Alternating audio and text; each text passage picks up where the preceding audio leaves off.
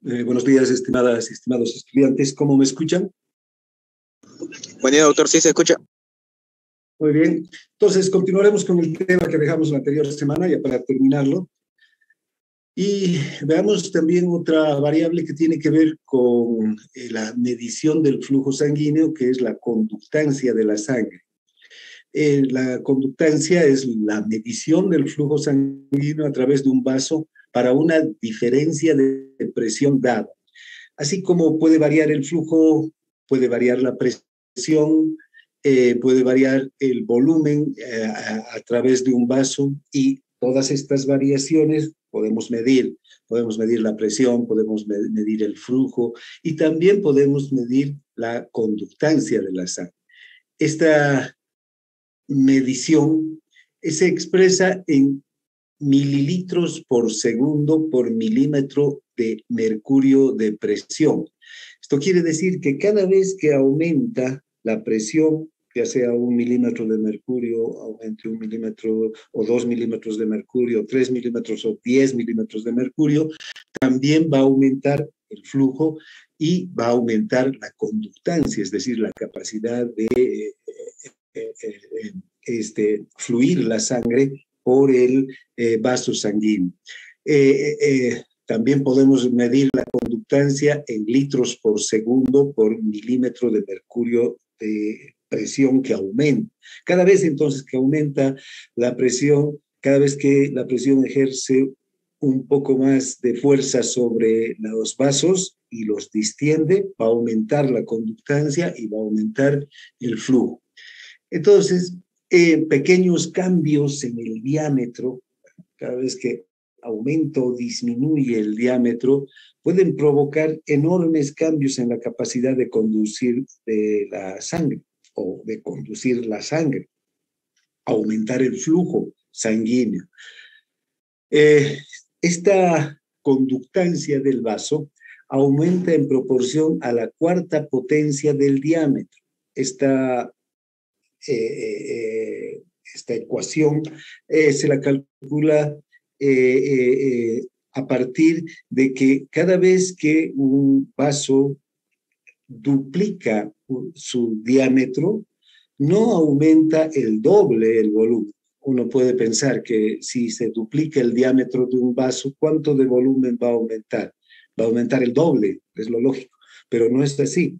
Un vaso es un conducto cilíndrico, y en los conductos cilíndricos se da esta ley de Ponceville o la ley de la cuarta potencia, que cada vez que aumenta el diámetro de un vaso va a aumentar a la cuarta potencia del diámetro, es decir, que va a aumentar hasta 16 veces su diámetro un vaso.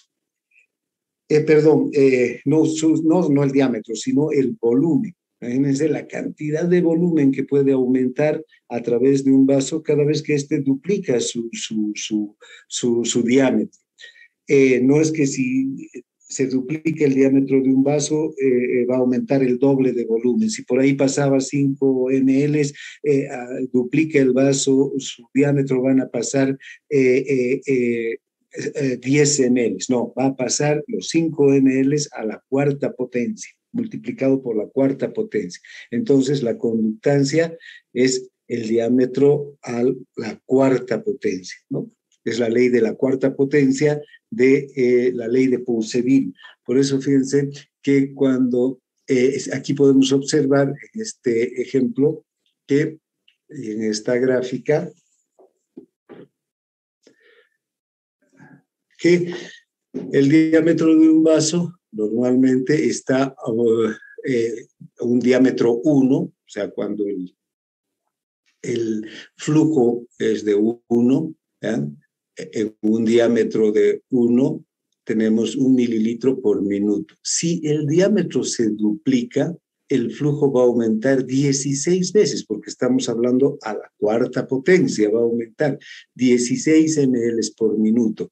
Y si se duplica, el diámetro aumentaría 4 veces, podría pasar hasta 256 mililitros por minuto. Aquí podemos ver cómo en el dibujo del círculo, cómo cada vez que aumenta, vean, el diámetro del vaso, si va aumentando el diámetro del vaso, el volumen va aumentando en esta proporción de 16 veces el volumen. Bien, cada vez que duplica el diámetro del vaso, el volumen se aumenta en 16 veces, es decir, a la cuarta potencia de la cantidad de sangre que esté atravesando. Esto explica la capacidad que tienen las arteriolas, por ejemplo, de producir un flujo enorme hacia un territorio determinado con solo aumentar su diámetro.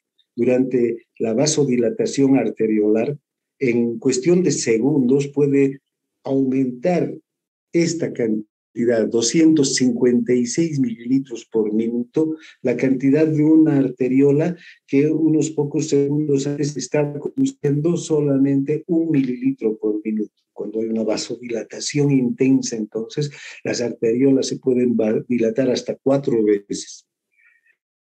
Lo mismo ocurre en una vasoconstricción, cuando hay un flujo abundante hacia un territorio, pero si hay un evento, un estímulo que produce una vasoconstricción intensa, va a disminuir también el flujo en la misma proporción, ¿no? Entonces, hasta que llegar a conducir una cantidad muy pequeña de flujo después de haber estado conduciendo una cantidad grande de flujo. Bien, ahora, otras variables que también tienen que ver con el flujo sanguíneo es la viscosidad de la sangre. La viscosidad de la sangre está dada por los elementos que forman parte de este líquido de la sangre. La sangre, además de agua pura, el agua pura tiene una viscosidad de 1. Vean, la sangre tiene proteínas, tiene electrolitos, tiene nutrientes, tiene glóbulos rojos, tiene glóbulos blancos. Todos estos elementos, desde iones hasta células que circulan en la sangre, hacen que la sangre sea más viscosa, sea más densa. Esto hace que la sangre tenga una viscosidad 3 veces mayor que la viscosidad del agua. Entonces va a tener una viscosidad de 4 la sangre, si el agua tiene una viscosidad de 1. Entonces, fíjense, un líquido, cuanto menos viscoso sea, puede circular con mayor facilidad a través de un conducto.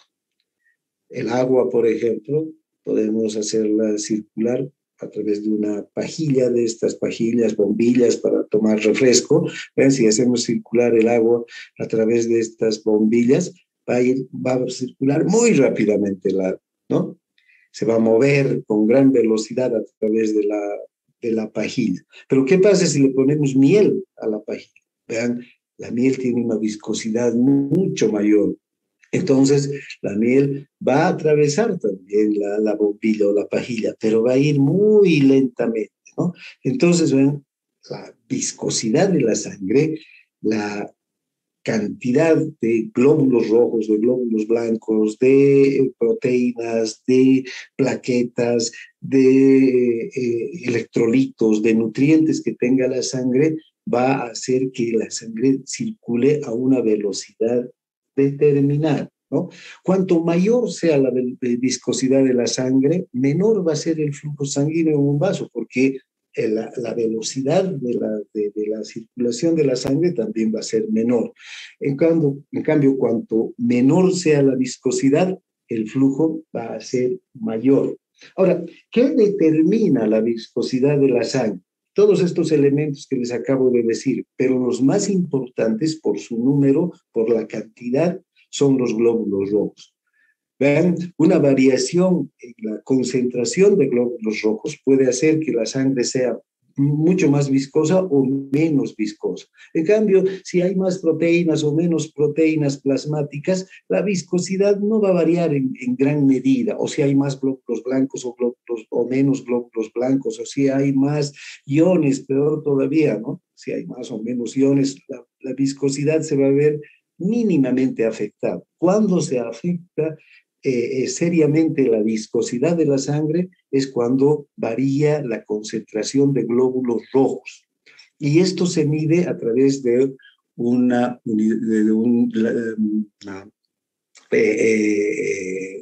prueba que es el hematocrito. El hematocrito no es otra cosa que el porcentaje de glóbulos rojos que hay en la sangre, ¿no?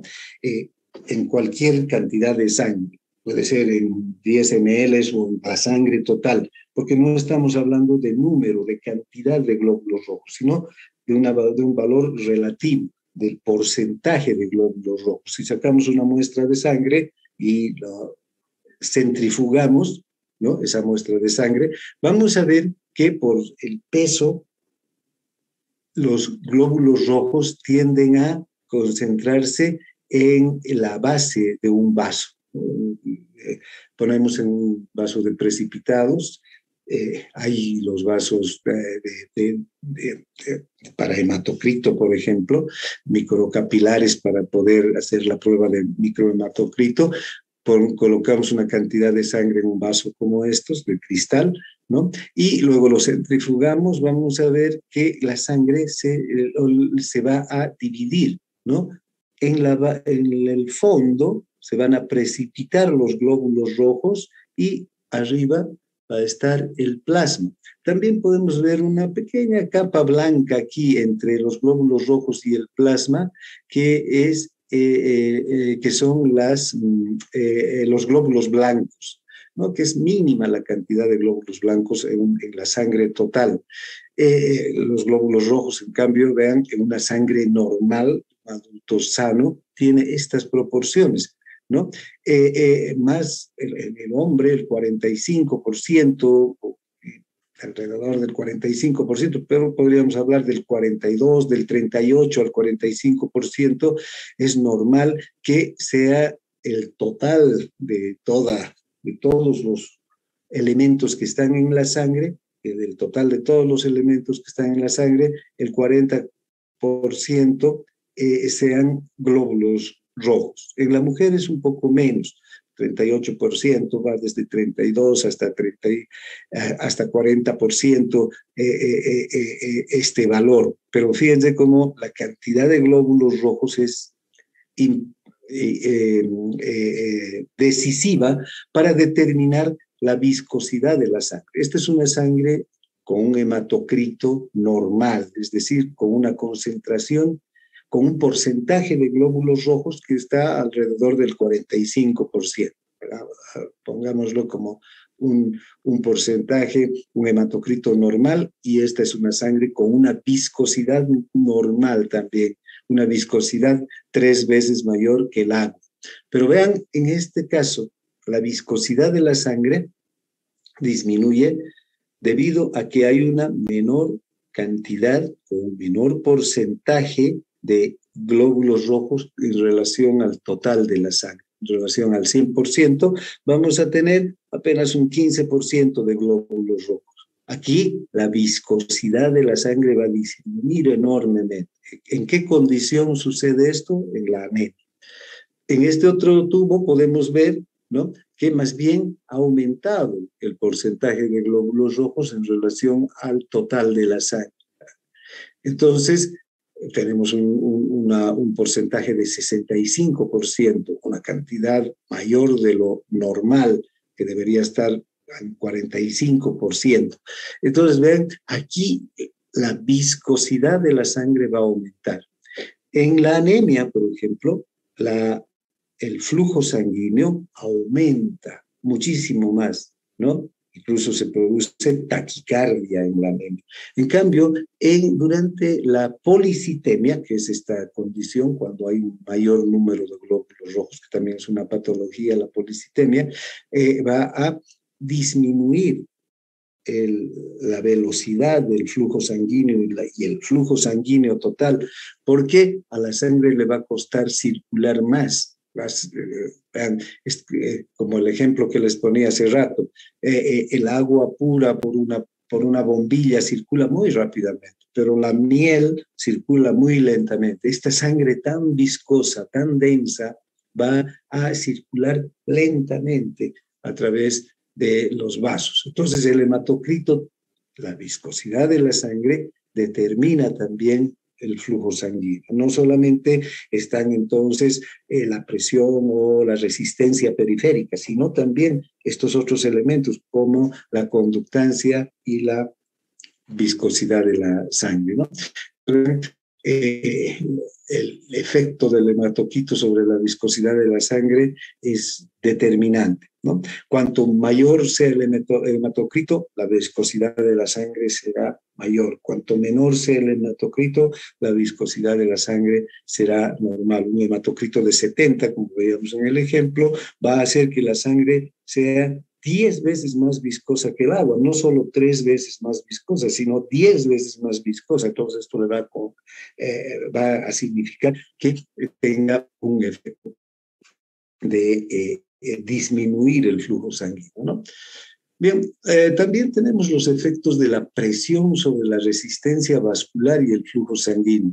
Ya hemos visto que cuando se incrementa la presión arterial, puede provocar un incremento proporcional del flujo sanguíneo. Recuerden la ley de Ohm que hemos visto en la anterior clase, en las anteriores clases. La presión arterial es igual a flujo por resistencia. Entonces, tanto el flujo como la resistencia están directamente relacionados con la presión. Y si aumenta el flujo, aumenta la presión. Y si aumenta la presión, aumenta el flujo sanguíneo, ¿no? Cada vez que hay un incremento entonces de la presión arterial,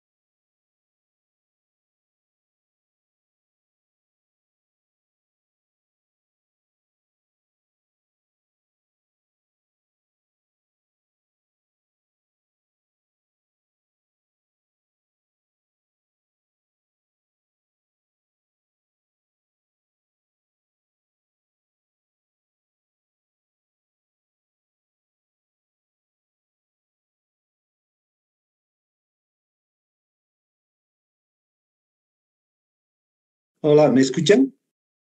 Hola, ¿me escuchan? Sí, doctor, se escucha. Bueno, se cortó, pero bueno, se terminó cuando estábamos empezando este nuevo tema, ¿no? No, de hecho se cortó cuando empezó a aplicar presión arterial, doctor. Ah, bueno, ya. Entonces, no, solamente les decía que la presión arterial está directamente, o la presión, no solamente la presión arterial, sino cualquier presión en las venas o en los capilares o en las arterias. Cuando aumenta la presión, aumenta el flujo sanguíneo. La presión está directamente relacionada, tiene una proporción directa con el flujo.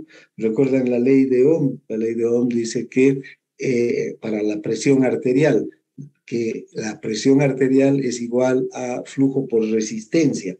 Entonces, si aumenta el flujo, va a aumentar la presión. Si aumenta la resistencia, va a aumentar la presión arterial.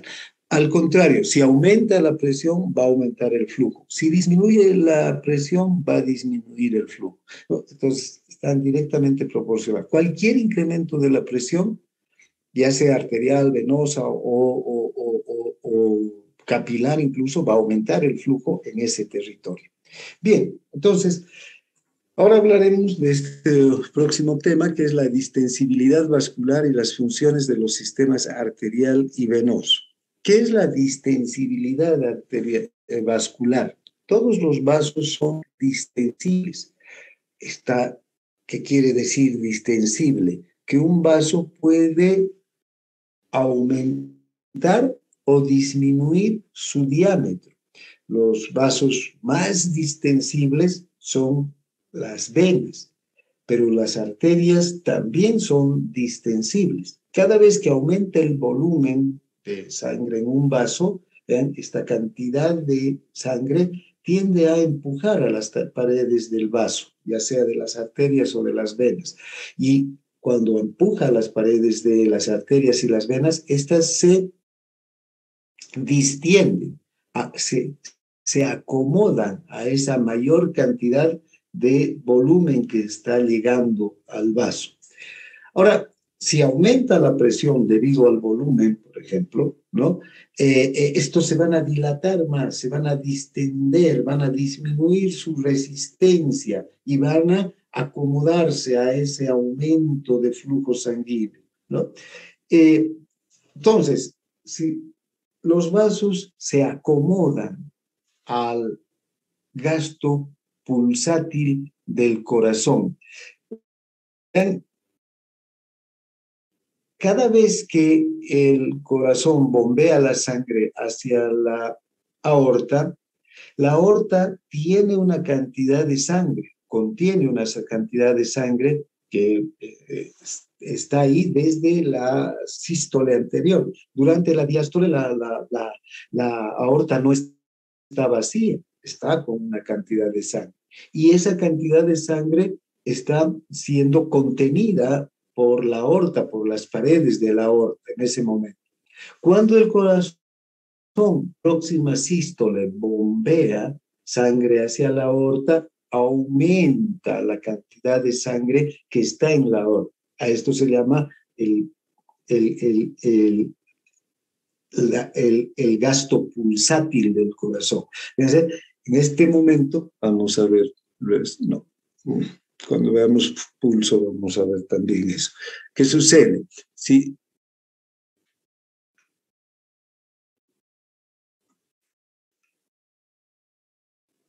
digamos que este es el ventrículo izquierdo y esta es la aorta.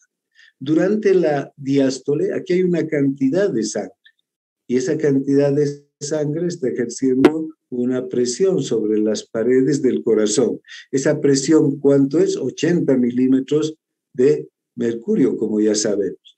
Durante la sístole, así que empieza la sístole, durante el periodo de eyección, el corazón eyecta sangre hacia la aorta.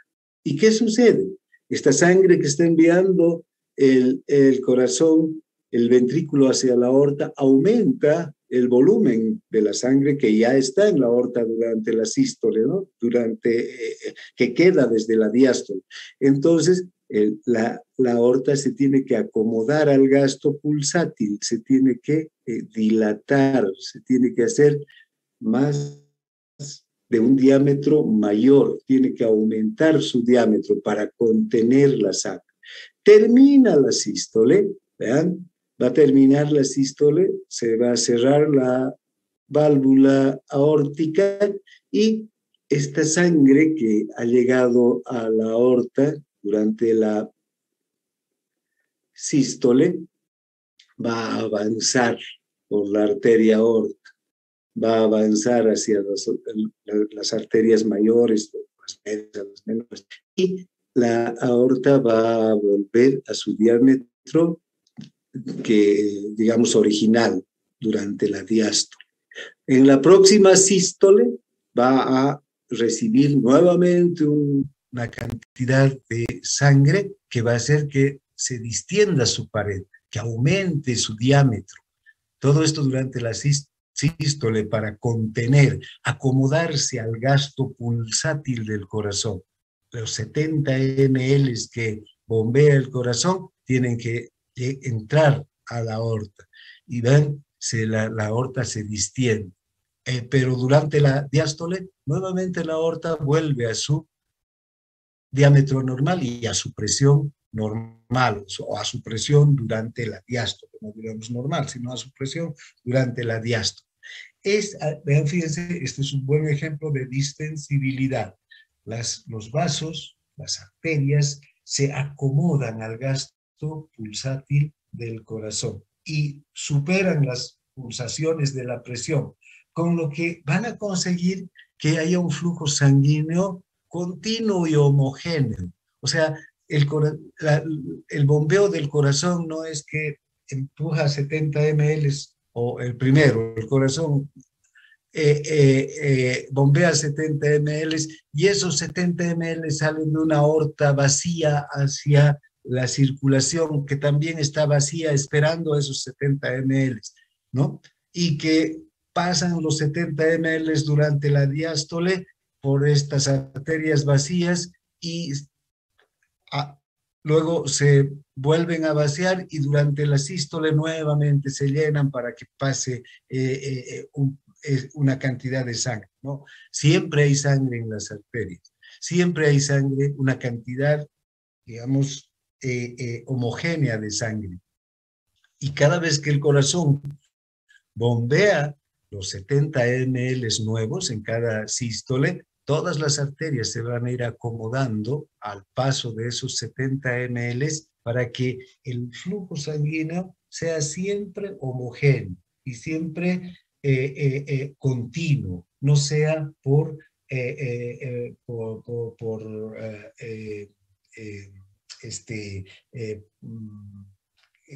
no sea intermitente, sino sea un flujo continuo por las arterias, siempre esté circulando casi la misma cantidad de sangre. Bien, ahora, en las arterias ocurre este fenómeno. Ahora, en las venas, también las venas son distensibles, pero las venas son mucho más distensibles que las arterias. Las venas tienen unas paredes menos fuertes que las de las arterias. Las arterias tienen una capa elástica, una capa muscular en su pared arterial que las vuelve muy resistentes. Entonces, fíjense, esa capa, esa pared arterial es distensible, pero se distiende poco. En cambio, las venas no tienen esta pared tan resistente, tienen más una capa muscular lisa, que no es un músculo liso muy fuerte y que se distiende con facilidad. De hecho, las venas pueden distenderse 4 veces más que las arterias y pueden almacenar entre medio a 1 litro de sangre extra. Por eso es que las venas cumplen esa función del reservorio, porque se pueden distender mucho y almacenar sangre. En cambio, en las arterias no ocurre eso. Las arterias más son vías de paso y la sangre en las arterias circula con mayor velocidad que en las venas, ya hemos visto, porque también el diámetro de las arterias es menor. En la anterior clase hemos visto que el diámetro, la superficie transversal de un vaso es inversamente proporcional a la velocidad del flujo sanguíneo, ¿no? Entonces, a nivel de los de las venas hay mayor cantidad de sangre. Son diámetros mayores, también son más distensibles las venas y la velocidad de la sangre es menor. Aunque va a llegar la misma cantidad de sangre a la aurícula derecha, la misma cantidad de sangre que sale por la aorta. ¿Esto debido a qué? A que llegan dos vasos, dos venas, la vena cava superior y la vena cava inferior. Y las dos venas cavas, cada una de las venas cavas es mucho más, tiene un diámetro, tiene una superficie transversal mayor que la aorta. La aorta tiene una superficie transversal de 2.5 centímetros. En cambio, cada vena cava tiene una superficie transversal de 4 centímetros. Sumadas las dos venas cavas tienen 8 centímetros. Entonces hay un flujo mayor. Aunque viene más lentamente el flujo, ¿ven? Hay mayor cantidad por el diámetro de las venas, ¿no? Bien. Entonces, las venas son vasos mucho más distensibles que las arterias. Ahora, ¿cómo se mide la distensibilidad vascular? Se expresa como el incremento fraccionado del volumen por cada milímetro de presión, milímetro de mercurio de presión aumentada. Fíjense, distensibilidad vascular es igual al aumento del volumen, la cantidad de volumen que aumenta, dividida entre el aumento de la presión por el volumen original. Entonces, para calcular la distensibilidad vascular, tenemos que tener tres datos. Uno, ¿cuánto está aumentando el volumen a nivel del vaso? ¿Cuánto de presión ha aumentado también sobre la pared del vaso? Y ¿cuánto era el volumen original? De esa forma vamos a poder tener la distensibilidad vascular. Si en 1 milímetro de mercurio, el aumento de 1 milímetro de mercurio de presión provoca el aumento de 1 mililitro en un vaso, recuerden, si aumenta la presión, aumenta el flujo. Por eso, si aumenta esta presión en 1 milímetro de mercurio, va a aumentar 1 mililitro el flujo en el vaso. En un vaso que originalmente contenía 10 mililitros de sangre. O sea, este es el aumento en el vaso que ya tenía 10 mililitros de sangre.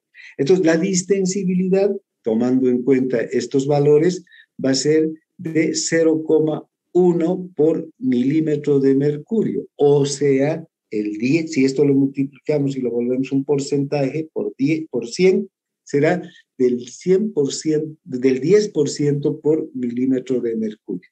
Entonces, la distensibilidad de los vasos realmente es de 10% por cada milímetro de mercurio que aumenta la presión. Entonces, si aumenta la presión en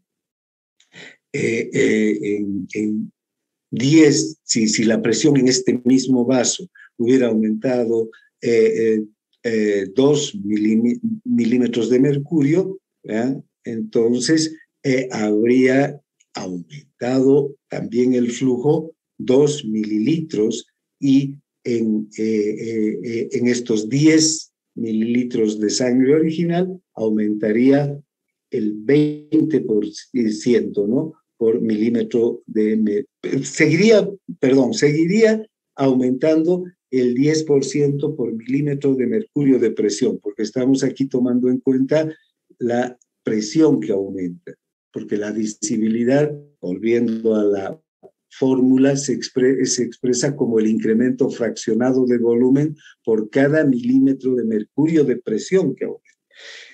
Bien, esa es la distensibilidad. Ahora, las arterias son 8 veces menos distensibles que las venas.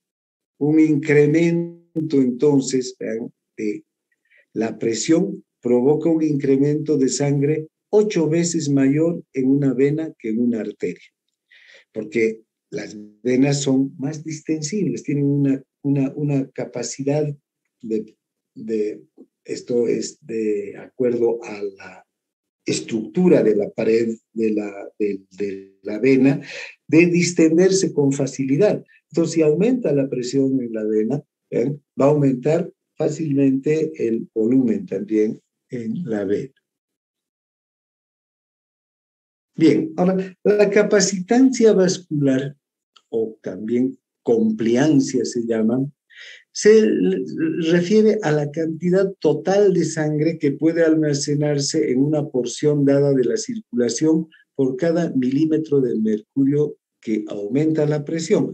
Parece a la distensibilidad, vean, también es el incremento fraccionado del volumen por cada milímetro de mercurio de presión. Pero cuando hablamos de la distensibilidad, estamos hablando del vaso en sí, de un vaso independiente. Cuando estamos hablando de capacitancia o compliancia, estamos hablando de que cuando aumenta la presión, fíjense, va a aumentar la cantidad de sangre en un lecho vascular, en un territorio vascular. Ya no solamente va a aumentar el flujo en un vaso, sino en todo un territorio, un tejido, ¿no? Entonces, la compliancia vascular es el aumento de volumen dividido entre el aumento de presión, ¿no? Ahora, los vasos más distensibles que tienen un volumen pequeño pueden tener una compliancia mayor que un vaso que tenga un volumen grande, pero que sea menos distensible, ¿no? Porque, vean, un vaso pequeño, pero muy distensible, es capaz de contener una gran cantidad de sangre en cualquier momento, siempre y cuando le llegue el volumen de sangre. Si aumenta el volumen de sangre, este vaso se va a distender con facilidad y el territorio que irriga va a recibir mayor cantidad de sangre. En cambio, un vaso grande, que es poco distensible, va a tener menos, va a ser menos capacitante. ¿Por qué? Va a tener menos compliancia. ¿Por qué?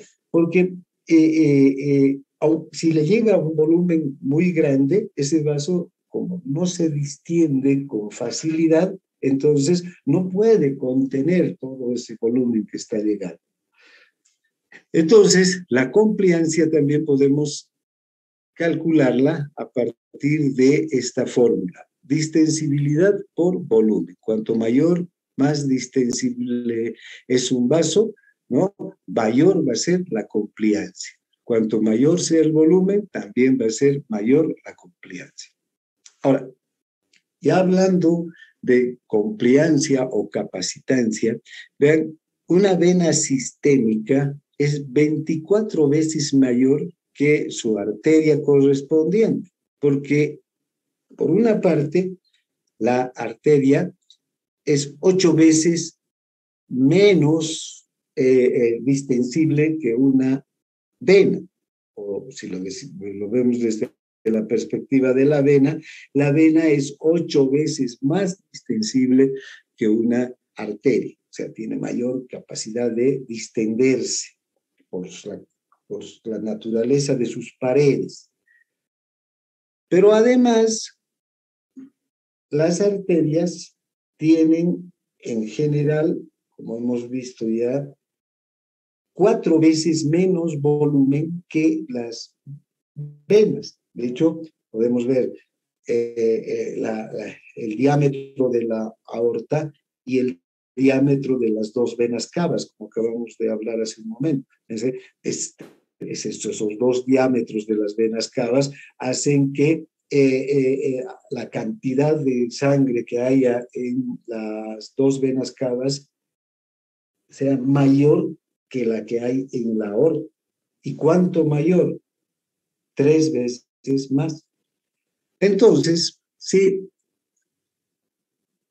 multiplicamos distensibilidad, que es 8 veces mayor en las venas que en las arterias, y el volumen, que es 3 veces a 4 veces incluso mayor el volumen en las venas que en las arterias, vamos a tener que 8 por 3 va a ser igual a 24. Entonces, la compliancia de una vena sistémica va a ser 24 veces mayor que la de su arteria correspondiente. Bien.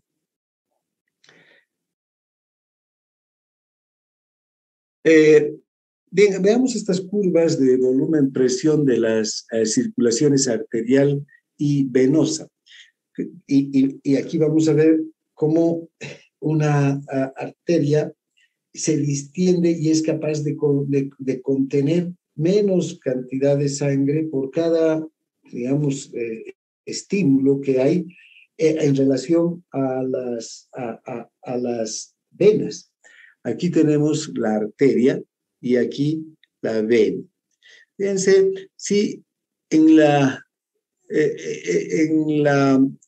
línea de las Y's tenemos a la presión y en la X el volumen, ¿no? La vertical, la presión, y la horizontal, el volumen. Bien, si observamos la presión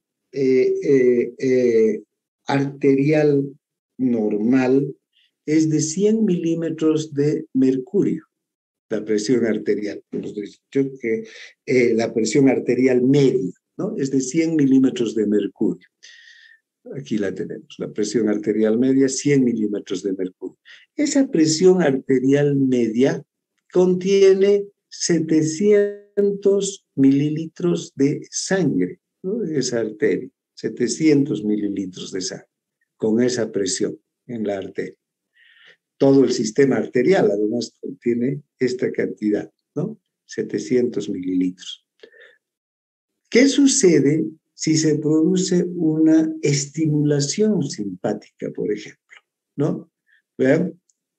Apenas, si hay una presión, un aumento enorme de la presión arterial, fíjense, los cambios en el volumen van a ser mínimos. Los cambios en el volumen. No hay grandes cambios. No es que si aumenta la presión arterial hasta 140, el volumen va a llegar a 2 litros o por lo menos hasta 1 litro. Los cambios son mínimos del volumen. En cambio, fíjense, en el sistema venoso, la presión normal en las venas, podríamos decir que está entre 4 a 6 milímetros de mercurio, ¿no? Una presión muy baja, y en las cavas, de hecho, ya casi está llegando a 0. Vamos a decir que la presión en la vena cava es la misma que en la aurícula derecha, 0 milímetros de mercurio. Pero, digamos, en el sistema venoso tenemos unas presiones de entre 4 a 6 milímetros de mercurio, una presión baja. Fíjense, con una modificación pequeña de la presión arterial puede, no de la presión arterial, sino de la presión venosa en estos casos, puede aumentar muchísimo el volumen, ¿eh? Una pequeña variación de la presión, si la presión llega a 20, ¿hasta cuánto puede llegar el volumen? En la presión de 4 a 6 milímetros de mercurio, la presión normal, tenemos de aproximadamente unos 2.500, 2.300 ml de sangre que están en las venas. En las venas hay la mayor cantidad de sangre, el 67% de sangre está en las venas.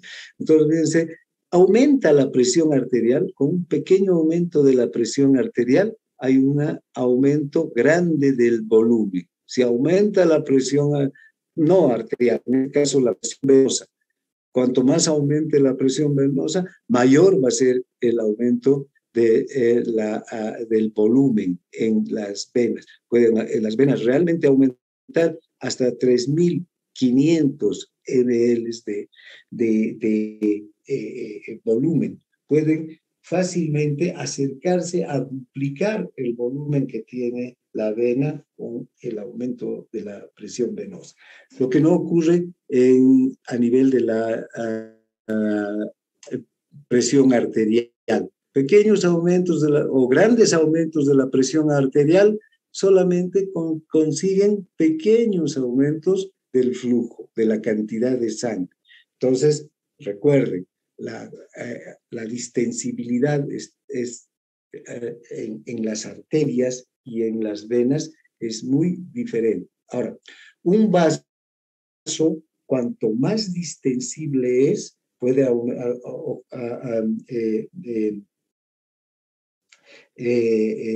contener mayor cantidad de volumen de sangre. Un vaso, cuanto menos distensible es, va a contener menor cantidad de volumen, de incremento de volumen de sangre.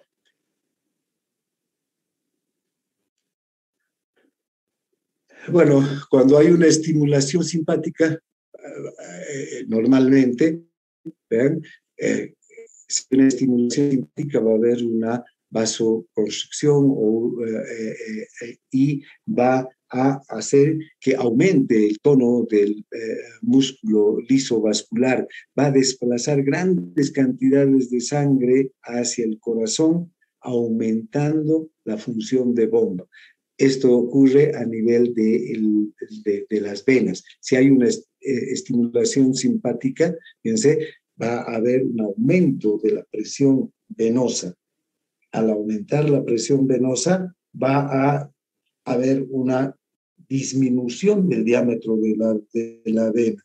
Y esto va a ayudar a que la sangre circule en mayor cantidad hacia el corazón, ¿no? Cada vez que hay una estimulación simpática, hay un aumento del retorno venoso, aumenta la función de bomba cardíaca. En cambio, cuando hay una inhibición simpática, disminuye el tono del músculo liso vascular y este músculo liso, en vez de contraerse, ¿qué va a ocurrir? Se va a distender y entonces la sangre se va a estancar, va a volver menos cantidad de sangre hacia el corazón.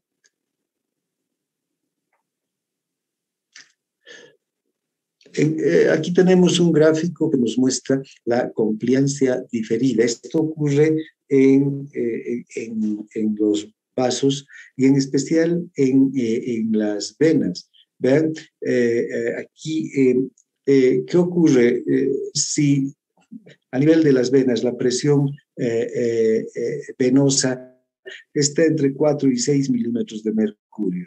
Pongamos una presión media de 5 milímetros de mercurio, ¿no?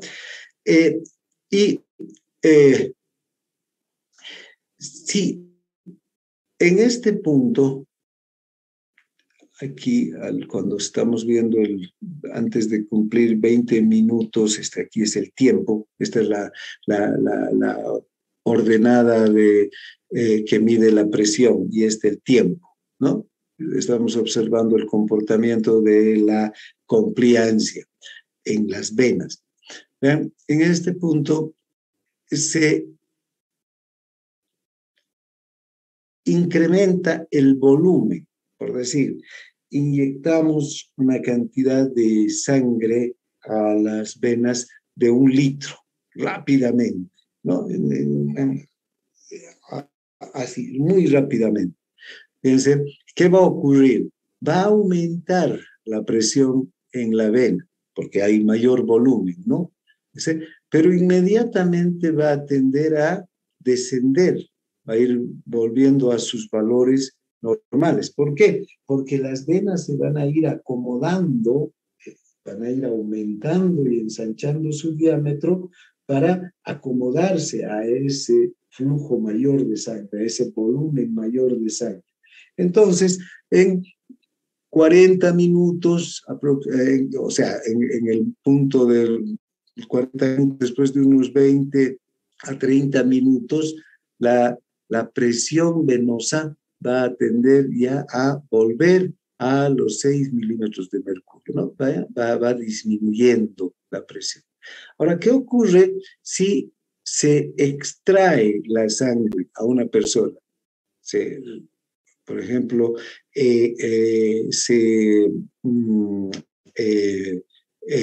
durante una transfusión o una hemorragia. Pongamos en el ejemplo de una hemorragia.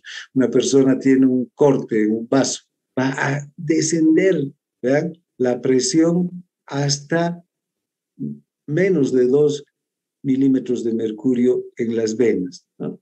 Esta presión baja va a hacer que las venas no estén contribuyendo a que fluya la sangre hacia el corazón, ¿no? Entonces el corazón empieza a entrar en taquicardia y bueno, todos los fenómenos que se producen durante una hemorragia, ¿no? El simpático se activa. ¿Y qué ocurre? Pero con el propio músculo liso de las venas. Entonces, inmediatamente ha disminuido la presión en el músculo liso y debido a su capacidad de compliancia también, va poco a poco volviendo a su presión normal, va aumentando la presión a nivel de las venas, de tal suerte que 40 minutos después de que ocurrió la hemorragia, nuevamente las venas alcanzan a su presión o se acercan a su presión normal. Esto entonces nos muestra que las venas son capaces de soportar cambios muy grandes en el volumen de sangre, ¿no? Y sin tener mayores problemas con la presión venosa. Si aumentamos el volumen, va a aumentar la presión, pero inmediatamente va a empezar a disminuir la presión. Las venas van acomodándose a esa cantidad de volumen, se van distendiendo sus paredes para aceptar ese volumen mayor de sangre y va bajando la presión venosa.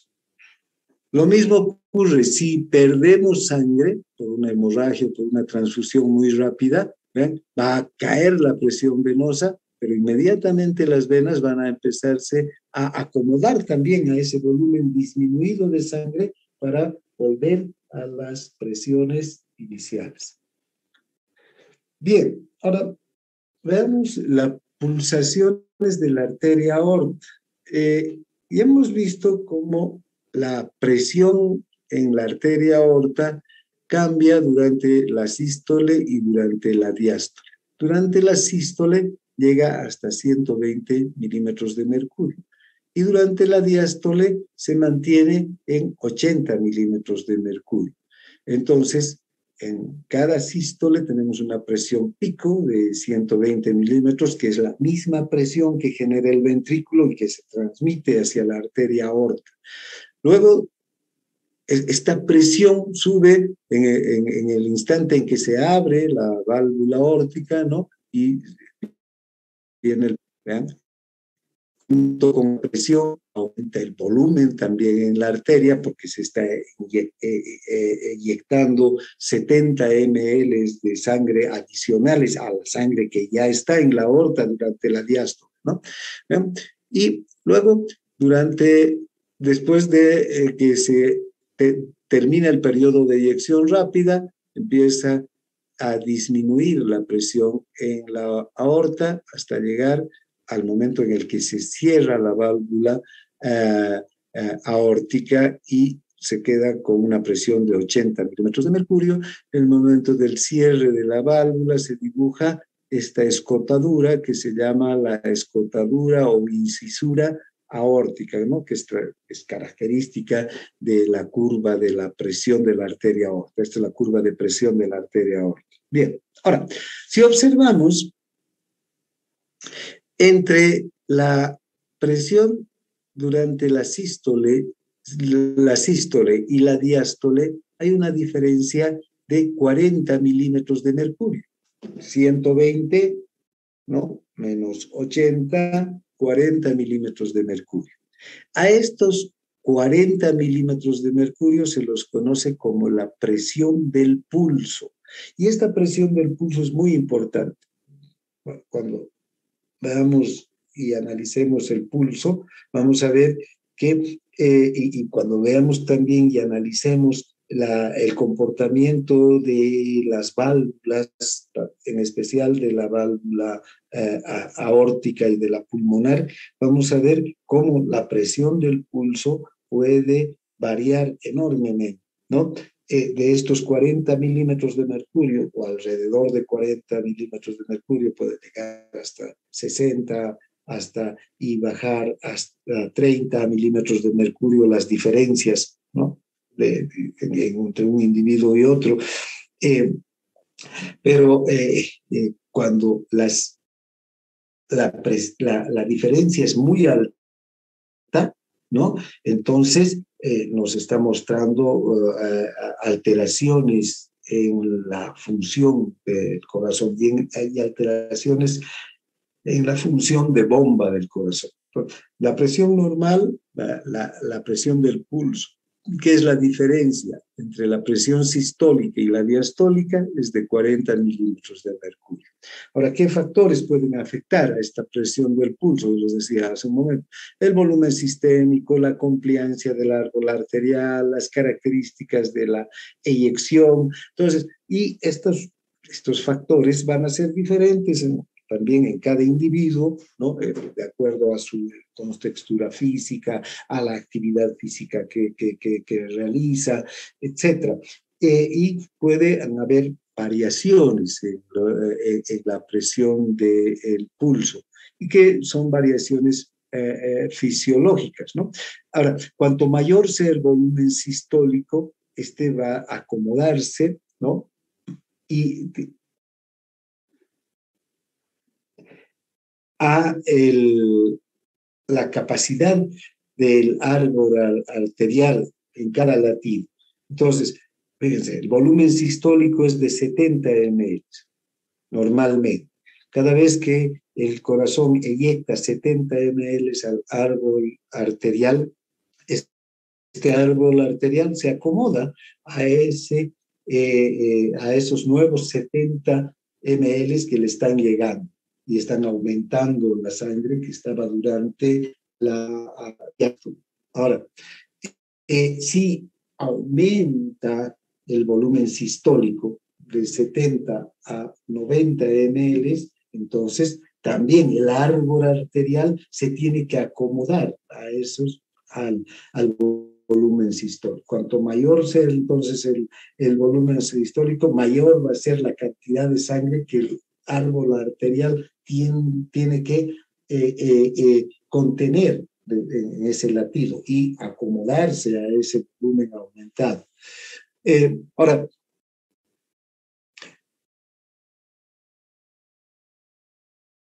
si, por ejemplo, hay un aumento grande de la presión sistólica y una disminución de la presión diastólica, va a haber una presión del pulso muy grande, una patología que es la hipertensión sistólica, donde la presión aumenta no en las dos variables, no aumenta durante la presión, hay un aumento sostenido de la presión arterial sistólica y de la diastólica, sino solamente de la presión sistólica, ¿no? Aquí va a haber una presión del pulso que va a ser mayor.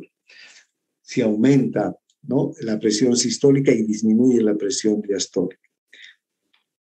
Ahora, esta presión del pulso, la que estamos viendo, que es necesario que haya, porque cada vez que llega mayor cantidad de sangre al árbol arterial, y cada vez, te digo, después de cada latido, llega mayor cantidad de sangre al árbol arterial, y el árbol arterial se tiene que acomodar, se tiene que distender para recibir esa mayor cantidad de sangre, ¿no? Entonces, esta presión es importante que aumente, ¿no?, en esa medida de alrededor de 40 milímetros de mercurio, y luego descienda a su valor original. Esto permite que el flujo sanguíneo sea continuo y sea homogéneo hacia los diferentes territorios, hacia los diferentes tejidos. Ahora, esta presión del pulso está determinada por el gasto cardíaco y la compliancia del árbol arterial, ¿no?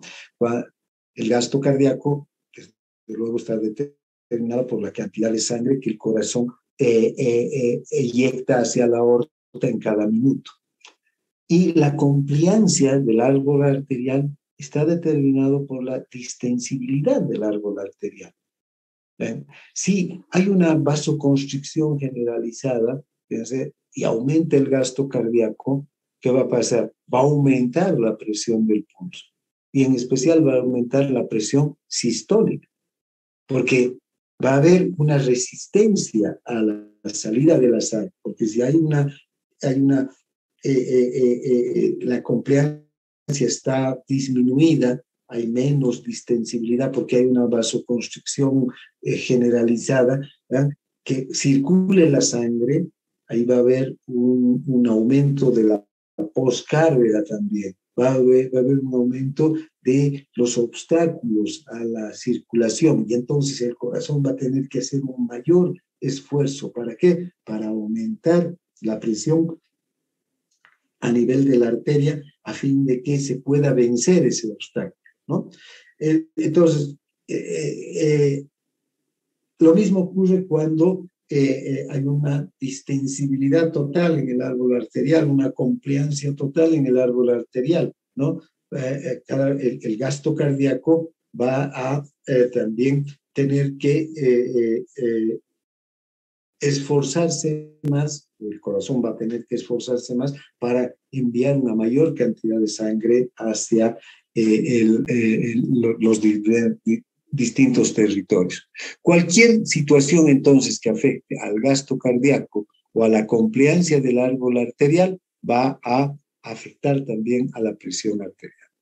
Bien, y a la presión del pulso en particular. Ahora, cuando hay perfiles anormales de la presión del pulso, cuando hay una estenosis aórtica,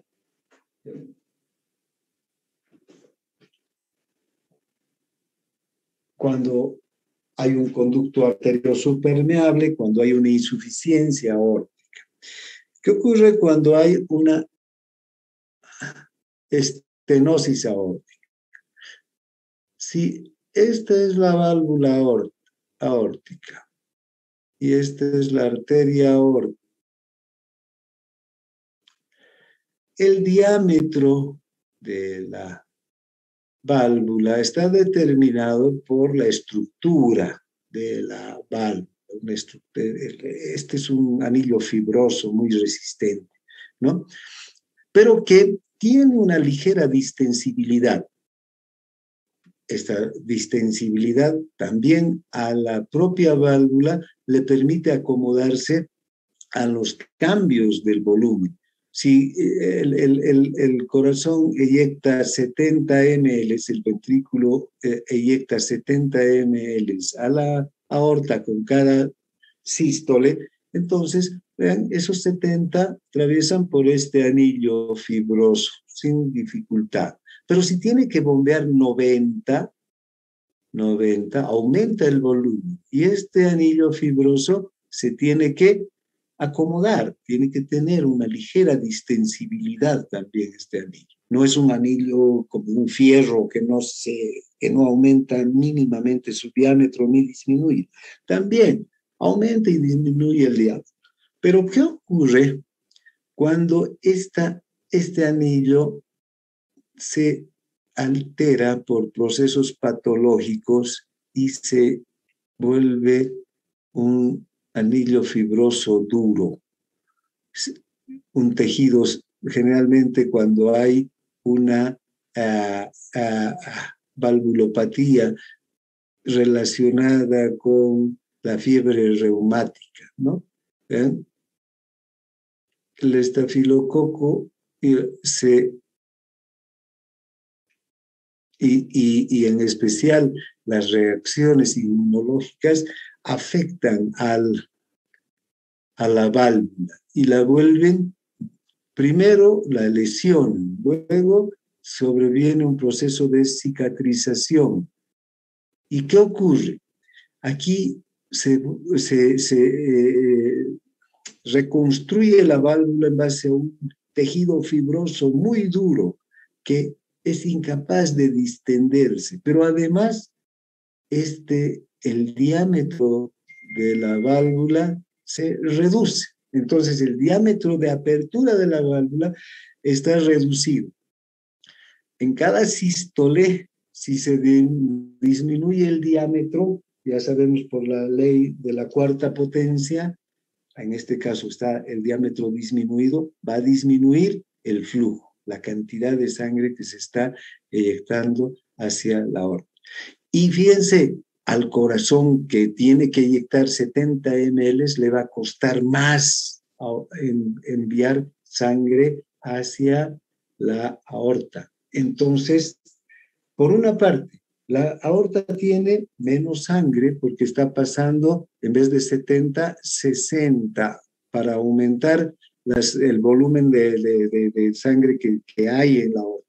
La presión en la aorta durante la diástole va a ser menor, pero durante la sístole el corazón va a ejercer una presión enorme para poder eyectar los 70 ml a través de un anillo reducido, de este diámetro reducido del anillo de la válvula.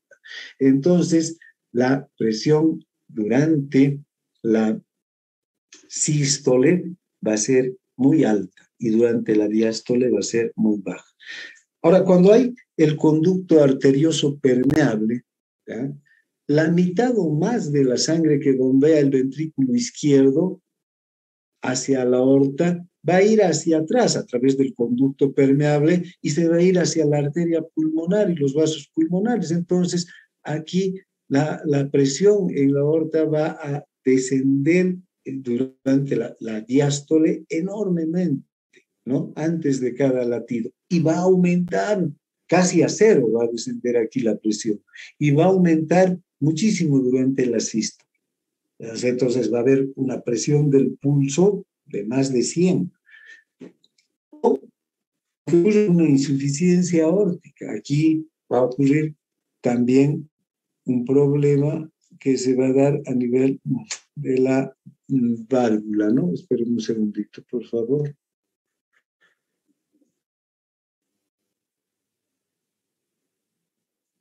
Si esta es la válvula, bueno, y esta es la aorta, recuerden, esta válvula tiene que cerrarse completamente para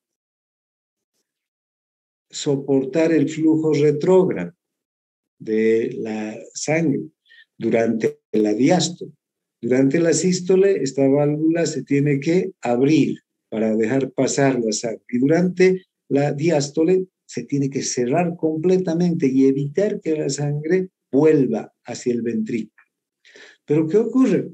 Durante la insuficiencia, esta válvula se vuelve insuficiente. Generalmente por los mismos procesos que hemos visto, los mismos procesos patológicos que se dan en el anillo y que producen una estenosis. En este caso puede ser el proceso en las valvas. Aquí en las valvas se asienta la infección, produce una destrucción de tejido y también se produce una cicatrización. Y en lugar de que la válvula cada vez que se cierra sea una línea así totalmente, no sé, recta, que nos muestra que hay un cierre, una oclusión total que no deja pasar ni una gota de sangre desde la aorta hacia el ventrículo. Fíjense, la válvula puede quedar así. Está la válvula superior por las cicatrices y está la válvula inferior también por las cicatrices. Entonces, cuando viene la diástole, ¿no?, durante la sístole pasa la sangre, esta válvula se abre, y durante la diástole, ¿qué va a ocurrir? por todos estos orificios, por todas estas grietas, va a pasar la sangre. Cuanto más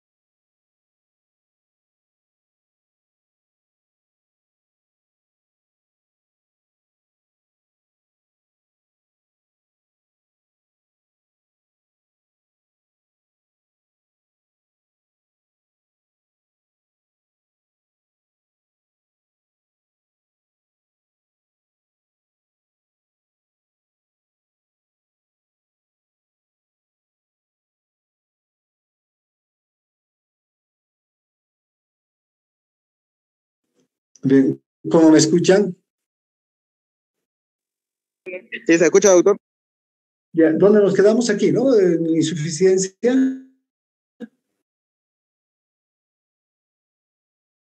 Estábamos Sí. hablando de la insuficiencia. Bien, entonces, vean, entonces si la válvula es insuficiente, no, no permite que el flujo retrógrado de la sangre desde la aorta hacia el ventrículo se detenga, ¿no? Y que pase la sangre hacia el ventrículo, ¿ven? Entonces, la presión durante la diástole va a caer a cero.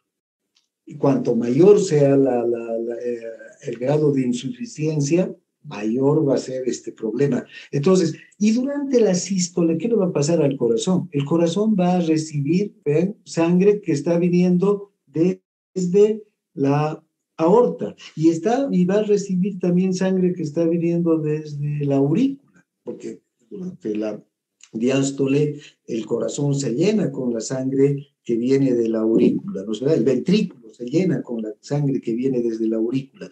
Y en una insuficiencia también va a pasar sangre desde la aorta. Entonces va a aumentar muchísimo el volumen de sangre en el ventrículo. Y entonces el ventrículo va a intentar eyectar toda esa cantidad de sangre hacia la aorta. ¿Y qué va a ocurrir? Va a ser un esfuerzo mayor todavía y la presión en el ventrículo va a subir hasta 160, hasta 150 y esa presión se va a transmitir a la aorta.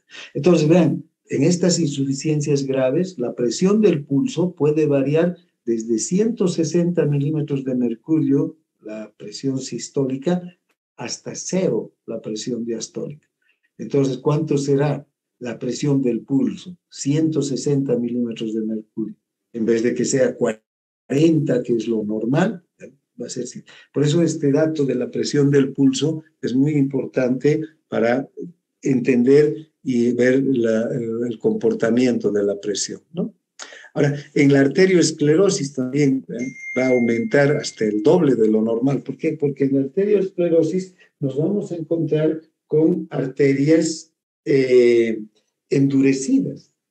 Porque, ¿qué es la arteriosclerosis? Este es el depósito de colesterol en la íntima de las arterias. Este colesterol se deposita y luego se seca y hace que la arteria se vuelva menos distensible de lo que ya normalmente es. Es decir, la distensibilidad en las arterias disminuye enormemente en una arterioesclerosis. Entonces, vamos a tener que la presión del pulso va a ser mayor. ¿Por qué? Porque al ventrículo le va a costar bombear sangre.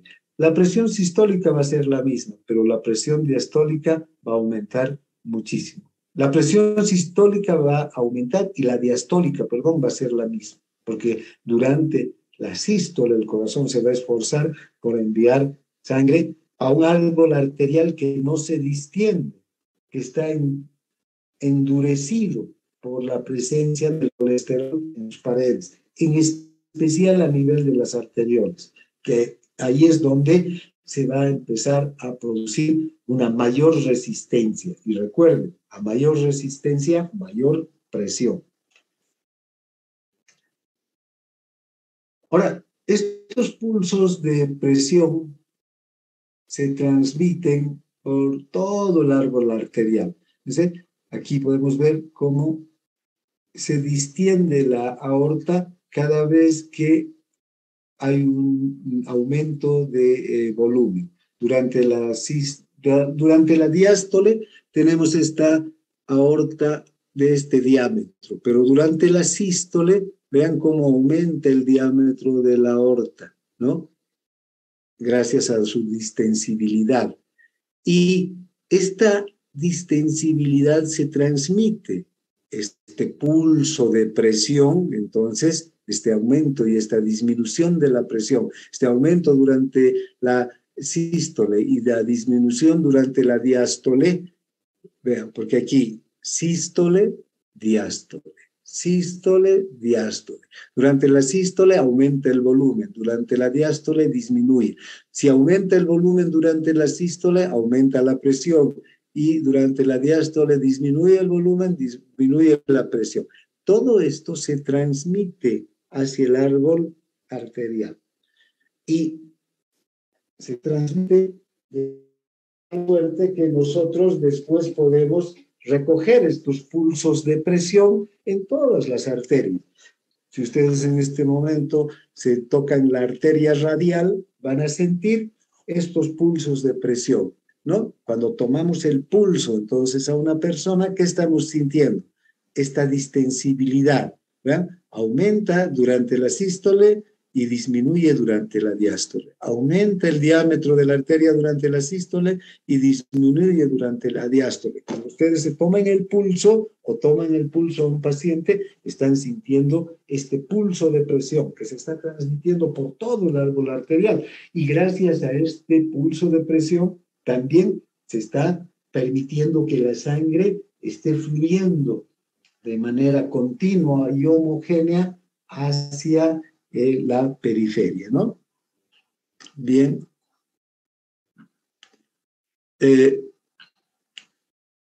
Este pulso de presión se transmite, primero se distiende esta parte de la arteria. Todo esto, después, conforme va avanzando la sangre, ¿no? Va distendiéndose las partes más lejanas, ¿no? Hasta la periferia. Bien, ahora, la transmisión del pulso de presión también tiene una velocidad. En la arteria aorta normal es de 3 a 5 metros por segundo, en las arterias grandes de 7 a 10 metros por segundo y en las pequeñas arterias de 15 a 35 metros por segundo. La velocidad de transmisión del pulso de presión. Bien, ahora, vean, este pulso de presión lo podemos ir sintiendo, desde luego, en la aorta, en las arterias proximales a la aorta, y en las grandes arterias como la femoral, en la radial, fíjense, podemos en la radial perfectamente sentir el pulso de presión, sístole, diástole. En las arteriolas ya va desapareciendo el pulso de presión, aunque todavía podemos ver que hay una presión sistólica y una diastólica mínima. 35 milímetros de mercurio es la presión media en las arteriolas. Una cosa es que, pero que y graficáramos los pulsos de presión en la aorta, en la femoral, en las grandes arterias o en la radial, donde tomamos el pulso, todavía se pueden observar la incisura aórtica, una incisura que ya desaparece en el pulso de la gráfica del pulso de las arteriolas. Y en los capilares, definitivamente, el pulso ya, la presión es mínima, de 17 milímetros de mercurio, ¿no? Ahora, ¿qué ves? Bueno, aquí vamos a quedar. Mañana vamos a ver los métodos clínicos para medir la presión sistólica y diastólica. Bien, no sé si hay alguna consulta.